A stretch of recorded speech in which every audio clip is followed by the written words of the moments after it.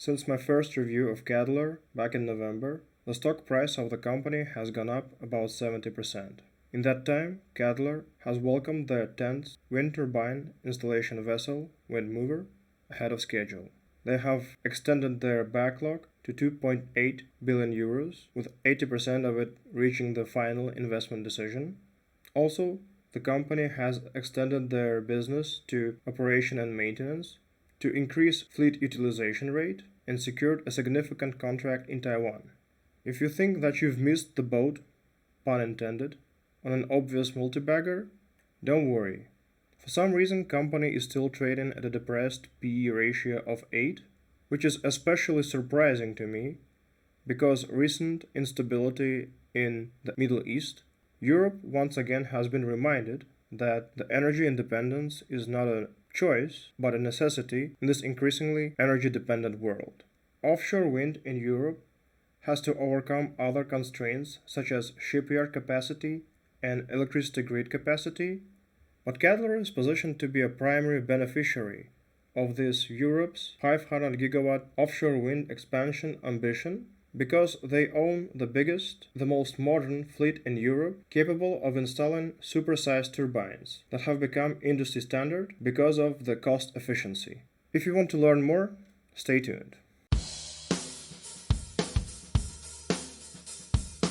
For full year 2025, they have gotten a revenue of 620 million and an operating profit of 317 million, which brings them to an operating margin of 51%. Now, if we compare it to a generalist offshore construction company such as DEME, leader in this area, we can see that their operating margin is 10%.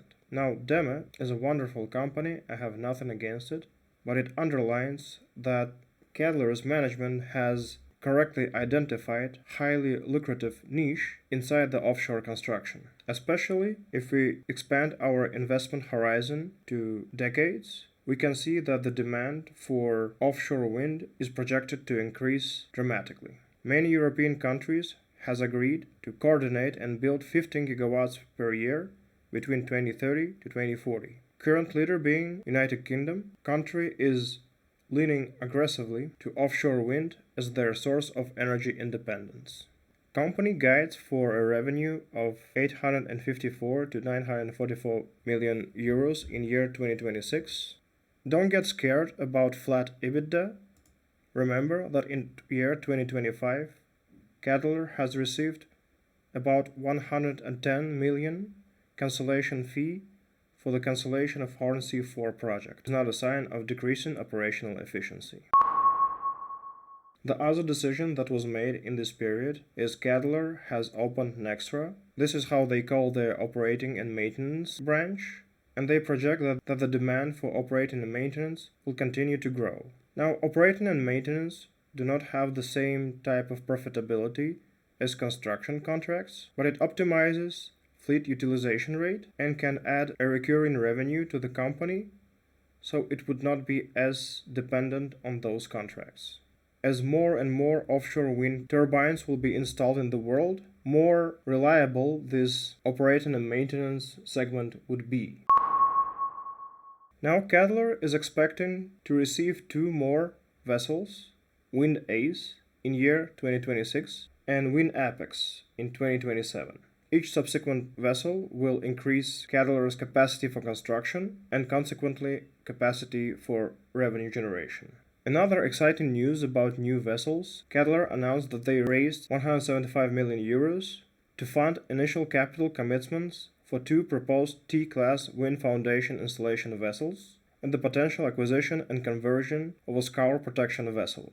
By having wind foundation installation vessels, Cadeler will be increasingly more and more independent in their ability to take the entire contract of offshore wind construction and capture a higher share of the contract. Also, payment profiles for both new builds are anticipated to be backloaded, with the majority of capital commitments falling due after 2029, and the total capex expected to be 65% debt financed. This decision signals that the company has a confidence in their long-term demand and want to expand their capacity. Now I want to underline that for European Union, energy independence is one of the top priorities. In recent years, because of the war in Ukraine and now war in Iran, Europe time and time again sees how dependency on imported fossil fuels used as leverage against them. There is no security without energy security, says the EU Energy Commissioner. There are many YouTube videos and news articles on the topic, but I do recommend watching this one. It summarizes the point concisely. I'll put the link in the description. Now going back to stock price. Oh, that actually dropped meaningfully while I was recording this video. Hey, I might buy some. Okay, at PE below 8, Cadeler is dirt cheap. There is like no other way about it. They have a contracted backlog with 80% of it reaching final investment decision. They have a high operating margin. And if we take a generalist offshore construction company as a baseline, which is trading at a PE of 16 with smaller operating margin, we could say that Cadeler is meaningfully undervalued. Now, usually, a generalist offshore construction company has an advantage of not depending on a single theme to be prevalent to make money, but in Cadeler's case, their single niche is part of a global energy build-out in which any non-conflicting energy sources are growing rapidly together. I personally have been adding to Cadeler on every major dip, some in March 23rd and some on Route 26 level on April 16th, and I'm planning to add more. Rarely I can see a potential for doubling my money with so little risk. And I understand that backlog revenue is not a guaranteed revenue. Hornsea 4 cancellation is a prime example of that. But it is as guaranteed as it can be. And if you don't like backlog revenue, then maybe no revenue is too safe for you.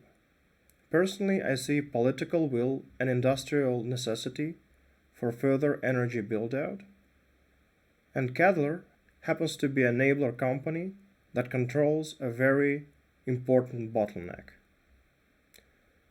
That's it for today. Thank you and have a nice day.